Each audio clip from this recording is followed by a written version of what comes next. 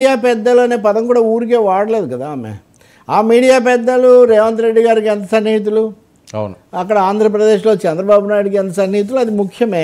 కానీ అదే సమయంలో కాంగ్రెస్లో చేరిన తర్వాత బీజేపీతో వెళ్ళాలనుకుంటున్న తెలుగుదేశం జనసేన క్యాంపుకు ఆమెకు కుదిరే కథ కాదు. అది పెద్ద ఏమవుతుందో చూడాలి. అది ఏం వేరే అయిందంటే కాంగ్రెస్కే వస్తుంది, ఫస్ట్ దేశం అంతా వస్తుంది. బీజేపీ విషయంలో కాంగ్రెస్ కాంప్రమైజ్ అయింది అంటే కనుక ఇంకా దేశంలో ఆ పార్టీకి ఠికానా ఉండేటటువంటి అవకాశం ఛాన్స్ లేదు కదండి. అసలు కాంప్రమైజ్ అయ్యే అవకాశమే లేదు.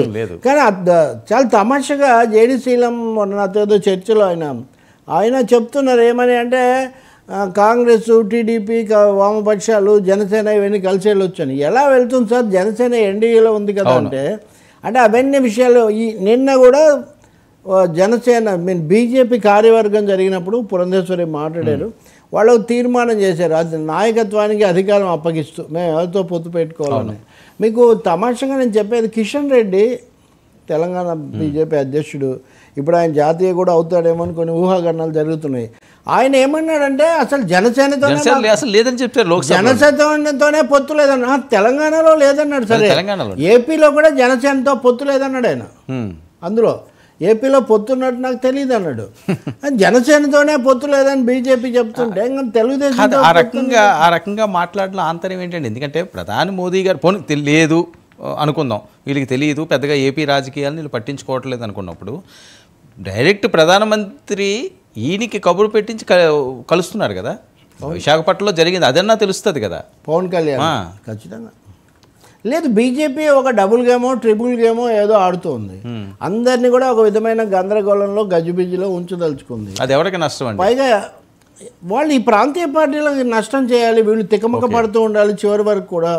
చంద్రబాబు నాయుడు ఎలాగో సాహసించి బీజేపీ కాదు అని అనడానికి సిద్ధంగా లేడు కాబట్టి కాంగ్రెస్ అని మటుకు అనరు ఆయన.